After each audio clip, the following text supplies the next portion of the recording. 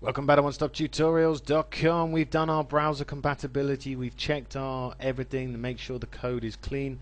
Again, I'm going to show you what I generally do next. And remembering, this is the first page. This is the page that you're going to copy and paste generally. So you want to make sure this is 100% clean. Okay, you want to make sure that everything is good on this actual page. Okay, so what we're going to do now is I'm going to quickly upload this to my web hosting, because the next stages of stuff we need to do, we need to make sure it's live. Okay, we're going to also have to make sure that we get some keywords and stuff in here, but let's do one thing at a time. I'm going to open up FileZilla, okay, and this is my FTP, and I just basically logged into my back office of my website.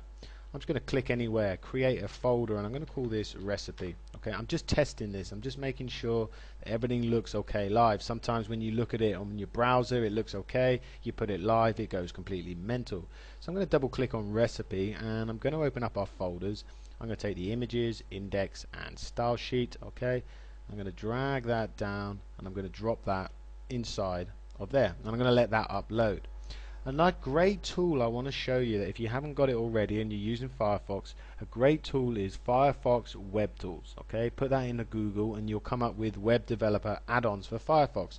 And what this is basically, this will give you the same as this bar up here. Okay, what it will allow you to do is, you've got so many web developer tools, you can actually view CSS from each page that you view.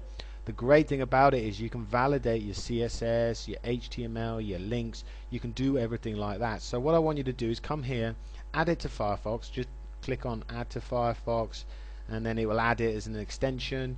And then all you do is restart Firefox, and you'll notice, you see here, it'll ask you to install. Just click on install now. Once it does that, it will restart Firefox, and after that you'll notice you have this disable cookies, CSS, stuff like that, all sitting up here. This is a great tool. If you're into web design, I highly recommend using it. Let's have a quick look. Everything is uploaded. Let's go to our website, www.onestoptutorials.com/recipe/index.html. Let's have a look at this page. Okay, now what I want to do here is I want to check that everything's okay code wise, and validate this, validate the CSS, and validate the HTML. So what I do is I come up to tools. Once you've installed this thing, I'm going to click on validate CSS. I'm just going to check my CSS coding is okay, and as you can see, there's no errors found. I'm going to come back and I'm going to choose validate HTML, and it tells us that we have one error, and it will show us exactly where the error is. It's telling us on line 30, column 1, we have an error with content wrap. So let's come back in and go to the code view, line 30. Okay, here we go. Now anytime you see this in Dreamweaver, okay, this is a good way of showing you that your div's not actually closed. Anytime you just see it plain black, you notice above it it's blue and then it's light blue.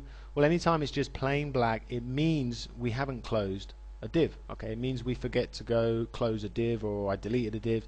So you want to scroll all the way down, and what I'm going to do is, let's try sticking it there underneath, just before the cleaner.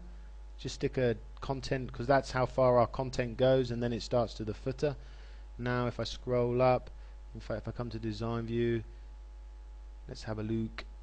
Content wrap, you'll notice it now changed color. I'm going to quickly save that, and I'm just going to upload that again, and we're just going to revalidate it. It's going to ask me to overwrite. I'm going to come back to this, and I'm just going to hit revalidate again. I want to see it, and you'll notice now this document has passed. So it means we got 100% clean CSS, 100% clean HTML. We've checked it for browser compatibilities, and all is looking good. We are starting to really look good. If you can get into, when building websites, get into this style of building your first page, for example, making sure your first page is 100% clean before even going any further. Okay, this page is not 100% finished, because we still need to add our keywords, we still need to add our AdSense, and in the next tutorial we're going to come in and we're actually going to do that and finish off this template. And then I'm going to make these sections, things like links, things like these bottom links, certain sections, I'm going to turn them into library elements, which basically means I be able to edit these links on every page from one file. It just saves me so much time in coming in and adding the links to every page. Why bother when you can do it the easy way? Take it easy, guys and girls. We're going to get into Google AdSense in the next one, and we're going to start adding our Google AdSense to our template page website thingy. Take it easy, guys and girls. Catch you with the next one-stop tutorials.